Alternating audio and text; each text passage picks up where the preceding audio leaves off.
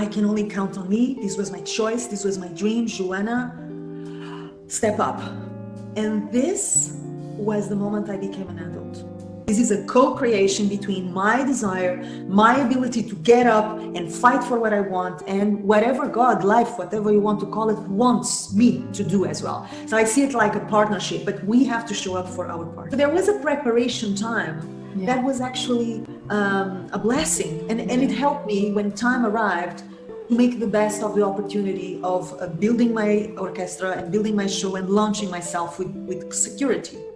I used to think if I couldn't find hope, I should just let it all go. I used to think if I couldn't make dreams come true, I should just let them all go.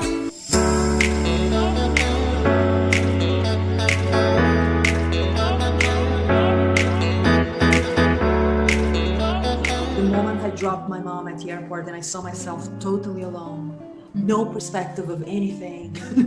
I just cried my eyes out to the point of falling asleep on the ground and waking up around 5 o'clock in the morning with the muezzin calling for the prayer, Allahu Akbar. I woke up at 5 o'clock in the morning, lying down in my living room floor where I had fallen asleep, crying my eyes out.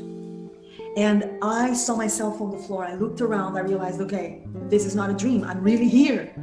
And there is no one to pick me up. I have to pick myself up. I can only count on me. This was my choice. This was my dream. Joanna, step up. And this was the moment I became an adult. Really, I never forgot this moment. It is very, very strong. Even today when I think about it, my body shivers because it was a chilling moment. And the moment, then again, the moment when I understood, I started to understand what it means, empowerment. Really. Of course, there are circumstances where we have people helping us and supporting us. And since then, I had a lot of people supporting me in so many ways. But at the end of the day, you cannot count on the white knight to save you or to jump in your place, or to do the deed or to be brave in your place. You have to step up, stand for yourself and say, I'm gonna do this. I'm gonna do this, God willing. This is a co-creation between my desire, my ability to get up and fight for what I want, and whatever God, life, whatever you want to call it, wants me to do as well. So I see it like a partnership, but we have to show up for our part. And in this moment, I understood I had a lot to do, a lot, starting with getting up, because there was nobody to rise me up. I was literally. So my mom was gone. I didn't know anybody. I could die there, and nobody even noticed. So I rose up that morning, I did my tea, I started to gather my bearings, to calm down, to put my feet on the ground.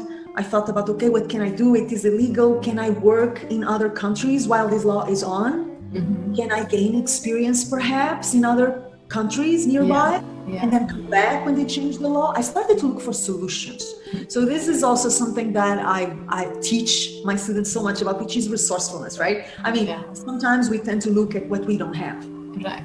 We focus so much on, oh my God, this happened, this limitation, I don't have this, I don't have that. Look at what you have. This is such a powerful shift. And that's exactly what I did, I prepared my tea. I sat down in the table of my living room, practically empty room. Nothing. It was very empty, cold apartment in a part of Cairo called Heliopolis. Mm-hmm. And I sat down and I thought, okay, now what? What do I have? Yeah. What do I have? Okay, I have my talent.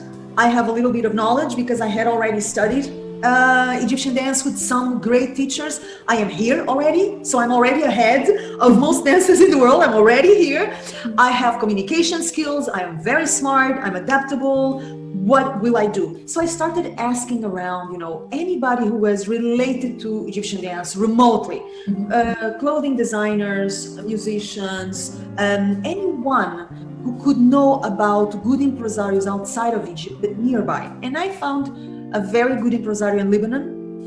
I also found work with folkloric troops on television, so I could not perform solo Oriental dance, but I could be hired as a dancer in folkloric troops. So I started to work like that in parallel areas to my main dream, waiting for the moment the law would be removed.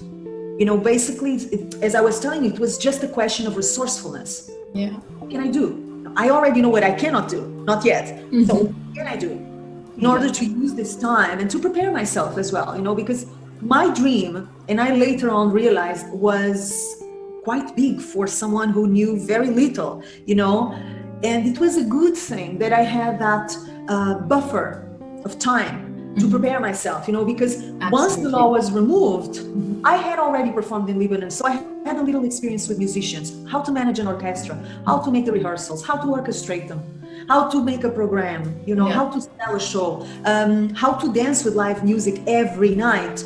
I had already traveled to Oman also, so I had already worked with folklore, so I had a knowledge of folkloric styles that I didn't have before. So there was a preparation time that was actually a blessing, and it helped me when time arrived to make the best of the opportunity of building my orchestra and building my show and launching myself with security.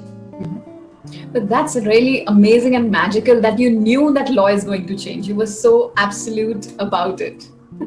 I was sure, you know, because of course you can call it different things. I mean, intuition, perhaps, madness, you know, it depends on the perspective, right? Yeah. And I knew in my gut I had to go to Egypt.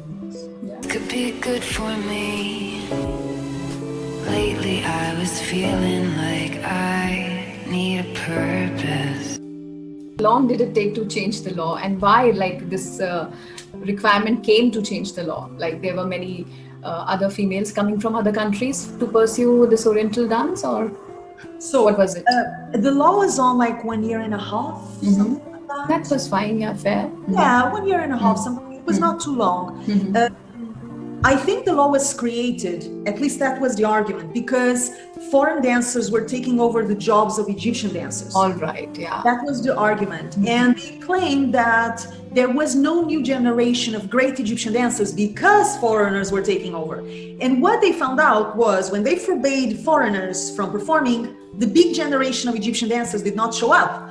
So the argument they were using proved to be pure nonsense. Yes. Because in Egypt, you know, as I was telling you, the market is so small and it is so competitive and it is so corrupted. You don't get a job because you're a foreigner. No way.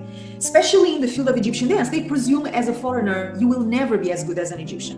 So just because you're a foreigner, you don't have it easy. The opposite, you know, you have to be 3 times, 4 times, 5 times better than an Egyptian to get the same job.